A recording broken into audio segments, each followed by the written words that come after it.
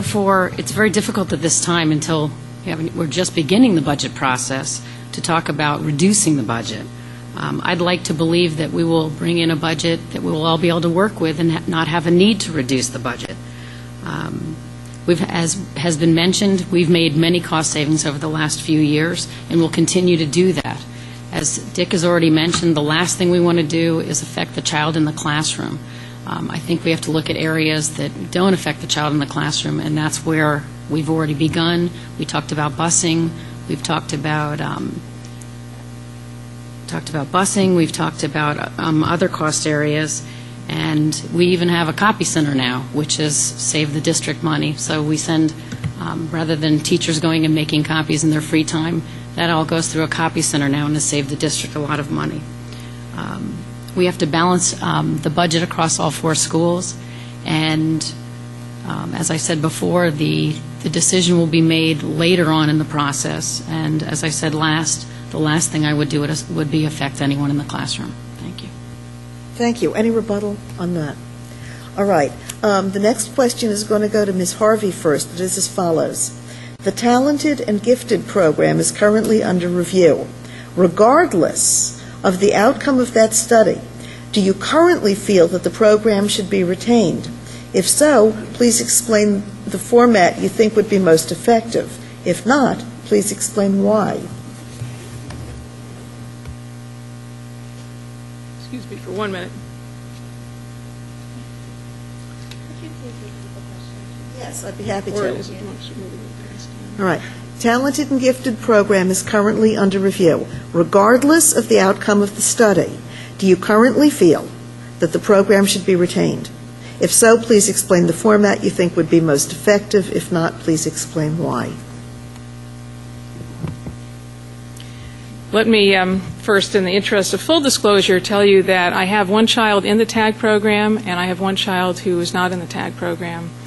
And so I feel that I have firsthand knowledge in terms of the benefits of the program for my younger child, and also the type of enrichment that I would like to see for my older child, the younger one being in the program, the older one not being in the program. The TAG program is under review. They are taking a look at the identification methods. They're taking a look at the delivery methods. They're taking a look at the content of that program. There are on-site visits that have already started and that they hope to finish by Thanksgiving.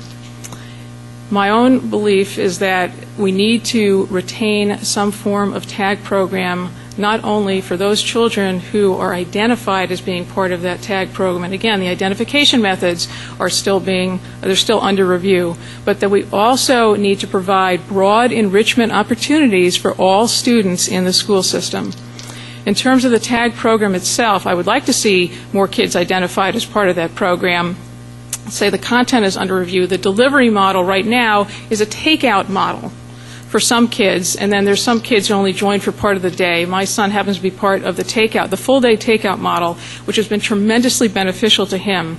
There have been studies done in terms of the TAG students that they have various needs, not only academically, but also in terms of their social and emotional needs. So I would encourage retention of some type of takeout program. In terms of enrichment opportunities for other kids, some of those are already underway. There's an inventors workshop that was just started at the middle school, which has had a fabulous response. I'm very excited about it. There's also a junior books program and junior achievement program at the intermediate school. I think that we need to continue to offer as many enrichment opportunities to our children as possible, both in school and out of school. Thank you very much. Mr. Bochinski? I think what Denise has just proved again is it's great to work as a team, because there are some things in which she really does have a lot of expertise, and as a TAG parent. Certainly it's going to continue. I think it should continue in some form. I'm not even sure if the name should continue, though. I've heard some other comments about that they prefer an alternative to it. But I'm not going to try to prejudge what those results will be or push that in one direction or another. They've only done their first on-site visit just in the last few days, and that's going to be a pretty much of a long-term study before we're going to be able to consider it as a board and know a little bit more about what they've found by looking at these contrasting styles of programs that they're going to go see. So, and I would just have to await that before I can analyze it, really try to understand what they're recommending and what alternatives they have decided to put aside, listen to the parents and anybody else who is really involved in this and has a feeling for it, and then I'll make a decision. Thank you. Ms. Kimberly. As chairman of the curriculum committee, I guess I'm intimately involved in this. I am actually very in favor of retaining the TAG program. We have embarked on a study, as been mentioned by other people. We are identifying how we identify the students. We have gone out on our first site visit, and we are seeing 3 more schools, one in the next week before the Thanksgiving break. We are looking at different delivery models, and we are looking actually at a school-wide enrichment program, which would enrich all of the students in the school, not just the students in the TAG program. As we mentioned, identification. As we're going to visit these schools, we're finding out how wide a net they are actually using in their programs as well. And we have a model right now where we have a takeout program, and we also have other programs within each one of the schools. In the intermediate school, we have Math Olympiads, the Great Books was mentioned, and I believe that this is a very important program that needs to continue. And once we have the identification model, that'll determine what the percentage of students that will actually participate in the program. But I think it is very important, and I think not just from an academic perspective, but from a social and emotional perspective for the students who are labeled on that spectrum. And in full disclosure, I have a child who was in the TAG program who's now in the high school, and I have another child who's not. So. Thank you. Ms. Stack? I think the greatest challenge, one of the greatest challenges facing our schools is continuing to deliver a relevant, comprehensive curriculum to children of all abilities, all capabilities and backgrounds. I also have a child in the TAG program. It's a wonderful program. It's important to challenge children to achieve their fullest potential, regardless of the abilities that they come to school with. And the fact that we have such a program in place does enable them to move beyond a traditional classroom setting. What Denise and Lynn referred to by takeout means that the child participating in the program is pulled out of the classroom for that day. At least in the intermediate school, that is 1 day a week that they are out of the classroom with a smaller group of children. In the middle school, it's different. It encompasses 1 period of that child's day.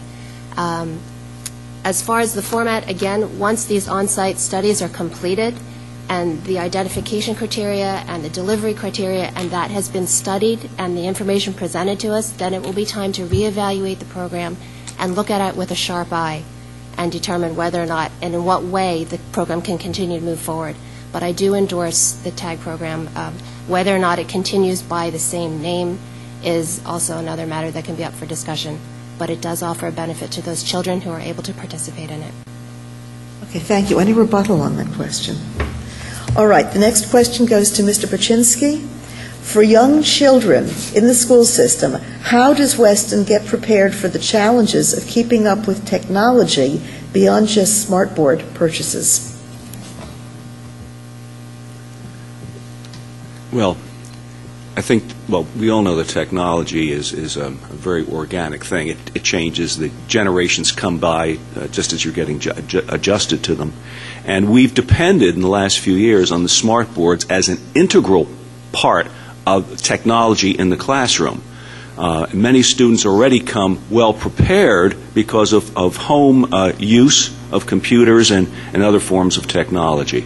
But we have a terrific technology director now, Eric Haxonen, and he has been able to upgrade many of the things that students have to use. Now, if our budget we're able to get that through, we would like to see even more upgrades done with that because these things change so quickly.